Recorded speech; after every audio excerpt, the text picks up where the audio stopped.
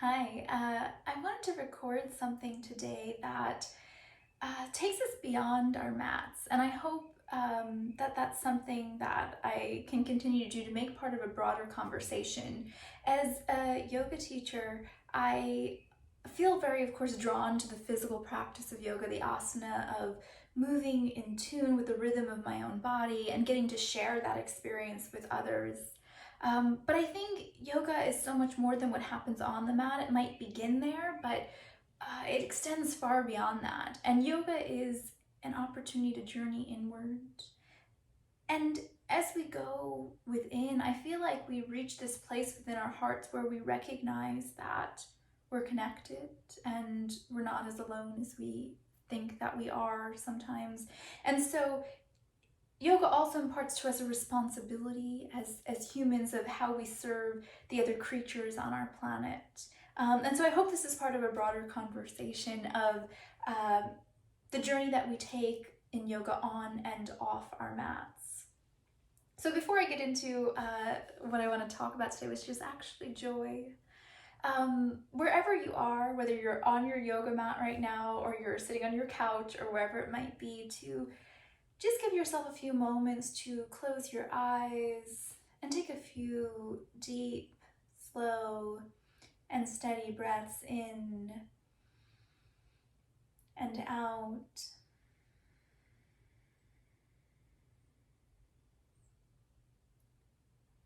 I feel like so many of us have been carrying over these past few weeks in particular uncertainty and fear and tension. And I think these are all natural. It's human to be impacted, to be moved by the world. But maybe these few breaths that you take right now, wherever you are an opportunity for just a moment to set that down and simply to be here and nowhere else, deeply inside the present moment.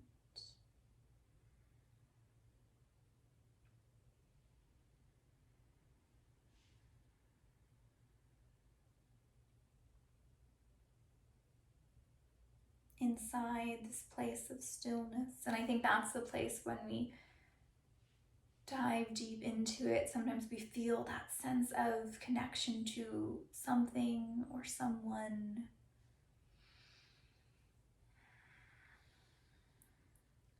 So, about joy.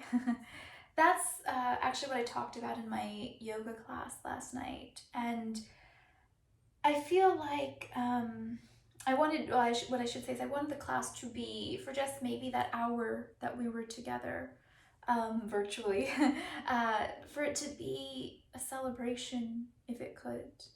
And I think we are at a time, like I said, of collective uncertainty and fear and loss. And what I started thinking about is that throughout history, we collectively have experienced times of tremendous and collective uncertainty, fear, and loss. And yet, despite all of that, we didn't stop living our lives. I saw someone on Facebook had said, we still haven't stopped singing, dancing, lighting a fire, and having joy, that celebrations in their own small ways can continue and life continues. And there's a book by Alice Walker, who's one of my favorite writers, and it's called Hard Times Require Furious Dancing. And I feel like that couldn't be more true than now, that sometimes it's in those moments that are the most challenging that we need to dance, that experience of joy or dancing, movement, love, peace, they set us free and for a moment help us put down the baggage that we've been carrying, this really heavy burden, and for a moment to lighten our load. And that's, I think, how we persist. That's how we keep going, by refreshing ourselves, because the worry and the tension can get overwhelming. And so I feel like part of me, if I feel a moment of joy or peace, or I haven't been watching the news, that am I being blind to the realities of people getting sick and dying and so many economic losses, and our world is absolutely changed in a way that I don't think we can even fully perceive yet. So am I being blind to that? Am I alienating myself? Is that irresponsible?